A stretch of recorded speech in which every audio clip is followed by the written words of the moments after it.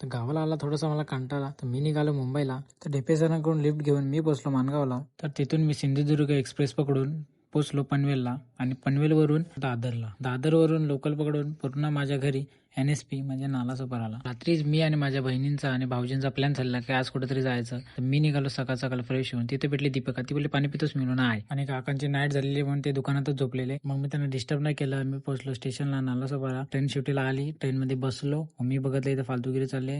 मला आला कंटाळा. मी उतरलो. मी बोललो मला नाही जायचं. मग बँड्रावरून नंतर बघ ताई, माई आणि भाऊजी आणि त्यांना भेटल्यानंतर आम्ही पोहोचलो चर्चगेट वरून. नंतर मग आम्ही विचार केला काय करू. मामा सरांना भूक लागली तर आम्ही थोडासा नाश्ता केला तिकडे. सँडविच, बर्गर आणि शेवपुरी खाल्ली आम्ही आणि सुकी भेल पण खाल्ली. आणि तिथून नंतर आम्ही टॅक्सी पकडली. आम्ही जात होतो कोल्हापूर मार्केटला. ताईला पर्स घ्यायची होती.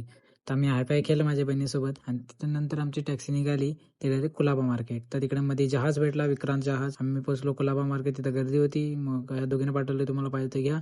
मग आम्ही घड्याल आणि भोंगा बिंगा बघत बसलो. कुठे गेला भोंगा? हा बघा, हा भोंगा बघत बसलो आम्ही. नंतर मग विचार केला का काय घेऊ का नको. घेण्यासारखं खूप काय होतं तिकडे, पण मला काय आवडलं नाही. मग नंतर मग आम्ही थोडीफार शॉपिंग केली.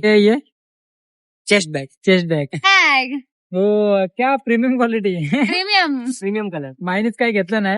तर मी तिकडे बिना घोड्याचा रथ बघितला. कुठल्या मार्केटला आलो आपण आय डोंट नो. कुलाबा मार्केटला आलो आम्ही आता. तर ताईने बॅग घेतली, मी एक शर्ट घेतला आणि भाऊजीने बॅग घेतली. आणि आम्ही फक्त फिरत आहोत. नेक्स्ट टाइम येईल ना मस्त पैसे घेऊन येईल. 5-6 हजार घेऊन येईल शॉपिंग साठी.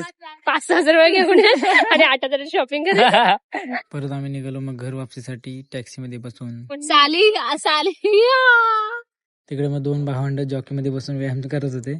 आम्ही जाणार होतो घरी, पण आमचा प्लॅन झाला की चला आता आलो होतो मरीन लाईनला येऊनच जाऊ. मग मरीन लाईनला आल्यानंतर मग इकडे पण बघतो इथं पण फालतूगिरी चालेल. मला हाट यार आज दिवसभर हेच बघायचं वाटतं. मग नंतर एक बारकी छोटीशी पोरगी दिसली क्विटची. थोडासा फिरलो, थोडासा बडबड केली आणि नंतर मग आम्ही बोललो चला आता कंटाळा आलाय घरी जाऊ. काय घेतलं जागा? सनफ्लावर.